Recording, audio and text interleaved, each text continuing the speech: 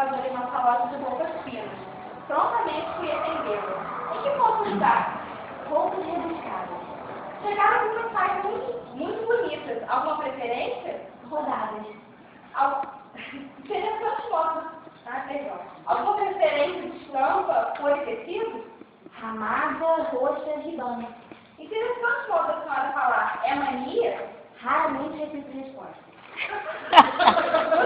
Modelo? Rasgada. Qual personagem te agradou? De rosas rústicas, rubi.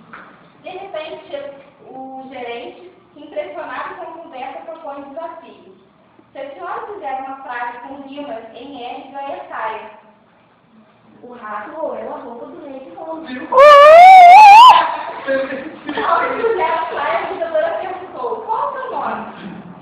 Rosalina Ramalho Pires. E de onde a senhora vem? Rua Rômulo Rodrigues Ribeiro, Rondônia. Gostou do atendimento? Resolveu rápido, respeitando e reconhecendo raros requisitos.